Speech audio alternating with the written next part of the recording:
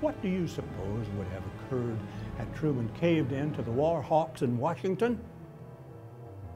Would he have authorized a formidable buildup and ordered an all-out combat offensive action against the Chinese and North Korean armies?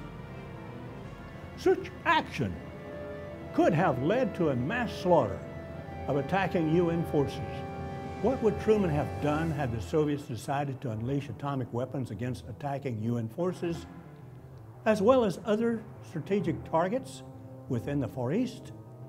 Is there any doubt that Truman would have hesitated to order General Curtis LeMay, commanding general of the Strategic Air Command, to execute pre-planned atomic strikes against selected targets in China and the Soviet Union? And is it possible that an escalation of the war would have resulted in a worldwide atomic exchange, that millions would have died as major cities were reduced to atomic dust? God only knows. Following the mission, Truman expressed his heartfelt gratitude to me for what the Broken Reed team had accomplished. In his closing words during our brief Trans-Pacific conversation, the President assured me that I would be retained on active duty until I decided to leave. And so a combat-weary lieutenant returned to his unit in Germany following the mission. I had been absent for 68 days, 38 days beyond emergency leave authorization. My irate company commander had never been informed of my involvement in a top-secret intelligence mission. After accusing me of being a damned gold brick, I was transferred to another company. After a second transfer followed within weeks, it became evident that no commander wanted me in his command. My wife and son finally arrived in Germany following a lengthy port call delay and were housed in Kempten near the Bavarian Alps. As a form of retribution for my goofing off, I was placed on temporary duty with my platoon on communications assignments throughout Germany and France. My wife and son remained alone in Bavaria. I was able to spend only 20 days with them over the balance of the year. In the absence of Truman's promise, I doubtless would have been kicked out of the service because of a plunging efficiency index. But true to the President's word, I was retained on active duty and retired as a lieutenant colonel in 1967, following 22 years of active duty. Loyalty to my security oath demanded that I remain silent for 46 years. I added another year just to be on the safe side. As those years passed, I yearned to learn the true identity of my dead comrades. More than anything, I wanted to meet with their relatives in order to share what their kin accomplished for the sake of world peace and order. I set my lifetime goal to honor my buddies who had paid the supreme price.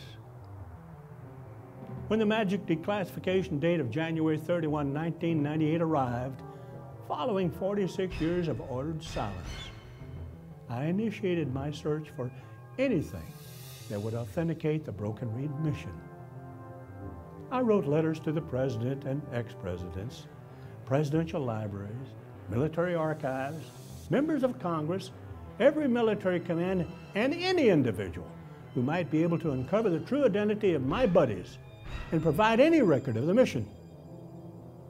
In an act of desperation, I wrote to the Central Intelligence Agency under the Freedom of Information Act. The reply I received was disheartening. We are sorry, but the CIA can neither confirm nor deny the existence or non-existence of records responsive to your request. Such information, unless it has been officially acknowledged, would be classified for reasons of national security under Executive Order 12958.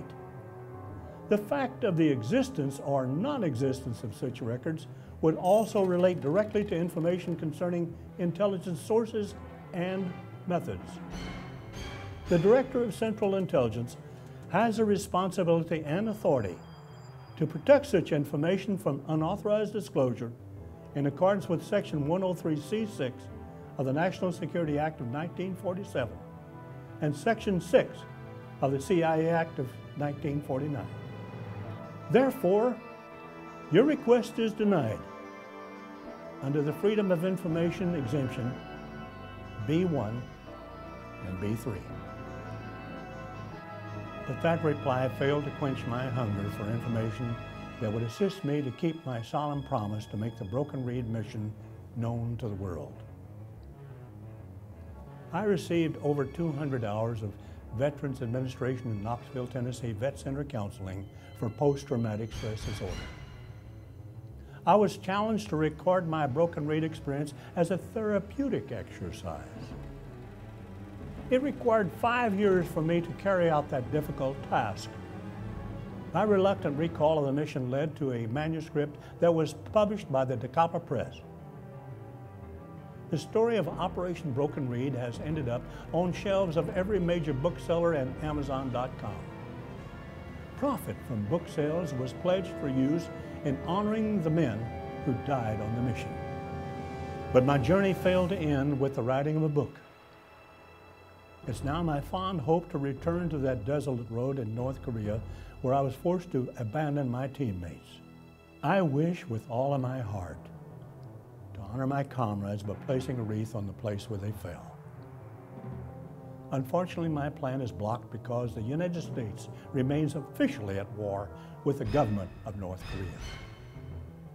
As we have no diplomatic ties with that nation, my plan remains on hold. I've been haunted by memories following the Broken Reed mission for over a half-century. The indescribable sight, sound, and smell of battlefield death and destruction will remain with me for the balance of my life. Every world leader should be compelled to be immersed within the battlefield while the air remains filled with the acrid smoke and stench of mortal combat. They should be forced to crawl among the dead and view their mutilated, punctured, burned, twisted, bloody, and severed bodies. To inhale the stench of death. To wallow in the presence of a forbidden scene of man-made destruction. By so doing, those charged with war decisions would more likely come to grips with the depth of horror brought about by warfare. A collective echo that screams from the fallen begs all mankind to turn away from the battlefield. Where is that table of peace within the wicked world? Many who have read the Broken Reed story have offered a kind opinion that I deserve a medal for my action in the Broken Reed mission. I cannot agree. I simply followed orders to carry out what I had been trained to do. If anyone deserves a medal, it would be my dear wife who has remained by my side for 66 difficult and trying years. Nell has continued to shower me with her love and support, even while enduring the heartaches brought about by her husband's Korean War experience. Having the wind of freedom at my back, and should God be willing, I will continue to do my utmost to keep a solemn promise made by a combat-weary lieutenant over a half-century ago. I pledge to never give up on my promise to make Operation Broken Reed known to the entire world. I now challenge you to visit any military hospital, Veterans Administration hospital, or national cemetery. By doing so, you will surely be reminded that freedom has never been free. It continues to exact a huge payment in human lives and broken dreams. God bless the United States of America and those who serve or have honorably served within the military of our beloved nation.